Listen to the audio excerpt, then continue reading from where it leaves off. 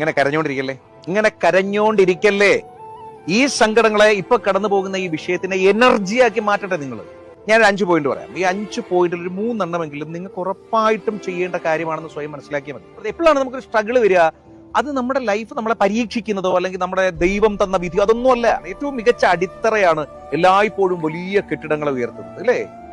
നിങ്ങളുടെ അടിത്തറയാണ് ഇപ്പൊ നിങ്ങൾ കടന്നു പോകുന്ന സങ്കടം. ഇതിൽ നിന്ന് നിങ്ങൾക്ക് ഈ ഇപ്പൊ ഉണ്ടായ സങ്കടം പിന്നീട് ഉണ്ടാവരുത്, അത്രേ ഉള്ളൂ. അത് നിങ്ങൾ കാര്യമായിട്ട് നിങ്ങളെ ഒന്ന് നന്നായിട്ട് ടേക്ക് കെയർ ചെയ്ത് പുതിയ ഒരാളായിട്ട് മാറണം. അതിനുള്ള എനർജി ആയിട്ട് തന്നെ എടുക്കണം. രണ്ടാമത്തത്, ഈ ഓടി നിറഞ്ഞ് ക്ഷമിക്കരുത്. എനിക്ക് ഉൾപ്പെടെ ഒരു കാലഘട്ടത്തിൽ പറ്റിയിരുന്ന ഒരു പ്രശ്നമാണ്. എല്ലാവർക്കും ക്ഷമിച്ചു കൊടുക്കും. അങ്ങനെ ഓടി നിറഞ്ഞ് ക്ഷമിക്കേണ്ട കാര്യമൊന്നുമില്ല. ആരോട് ക്ഷമിക്കണം?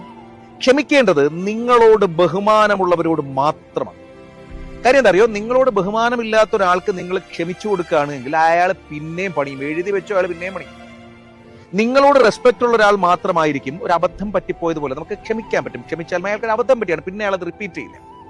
അത് ഒബ്സർവ് ചെയ്തിട്ട് വേണം ഒരാൾക്ക് ക്ഷമിച്ചു കൊടുക്കാൻ. അതുപോലെ തന്നെ എട്ടുപിടി എന്ന് പറഞ്ഞ ഒരാൾക്ക് ക്ഷമിച്ചു കൊടുക്കരുത്. നിങ്ങളോട് ഒരാൾ ഒരു വലിയ തെറ്റ് ചെയ്തു, അയാൾക്ക് പോട്ടെ ബാ എന്ന് പറഞ്ഞ് തോളി കേട്ട് നിൽക്കുന്നതിന് പകരം അയാളെ ഒബ്സർവ് ചെയ്യണം. അയാൾക്ക് കുറച്ച് നാളുകൾ എടുക്കണം. അയാൾക്ക് ആ തെറ്റ് മനസ്സിലാക്കാനാകണം. അയാളെ ചെയ്ത തെറ്റിന്റെ ആഴം അയാൾക്ക് മനസ്സിലാകണം. എന്നിട്ട് മാത്രം അയാളോട് ക്ഷമിക്കണം.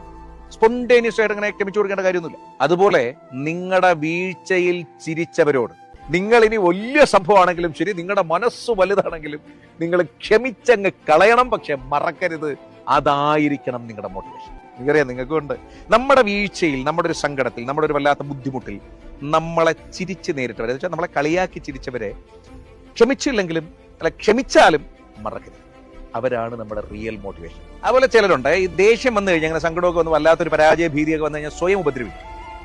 ഭയങ്കരമായിട്ട് സ്വന്തമായിട്ട് നോവിക്കും. സ്വന്തമായിട്ട് എന്തെല്ലാം ചെയ്യാൻ പറ്റും. എത്രയോ പേരുണ്ടെന്നറിയുമ്പോൾ ഈ എന്തോ വലിയ ക്രെഡിറ്റ് പോലെയൊക്കെ ഞാൻ ഞരമ്പ് മുറിച്ചിട്ടുണ്ടെന്നൊക്കെ പറഞ്ഞ് നടക്കുന്ന ആൾക്കാരൊക്കെ ഞാൻ കണ്ടു. സ്വന്തം ദേഹത്തിനെ പീഡിപ്പിക്കുക, സ്വന്തം മനസ്സിനെ പീഡിപ്പിക്കുക, സ്വന്തം ജീവിതത്തിനെ വല്ലാതെ ഉപദ്രവിക്കുക എന്നൊക്കെ പറയുന്നത് ഏറ്റവും ഭീരുക്കളായിട്ടുള്ള ആൾക്കാരുടെ ലക്ഷണമാണ്. പകരം നമുക്ക് ദേഷ്യം വന്നാലോ സങ്കടം വന്നാലോ നമ്മൾ അതിനെ എനർജി ആക്കാനാക്കി മാറ്റണം. അല്ലെങ്കിൽ നമുക്ക് ഭാവിയിൽ നമ്മളെ വാർത്തെടുക്കാനുള്ള അടിത്തറയാക്കി മാറ്റണം. ആദ്യം പറഞ്ഞ പോലെ ജീവിതം നിങ്ങൾ ഉദ്ദേശിക്കുന്ന അത്രയും ഭയങ്കര ഒരു സംഭവം.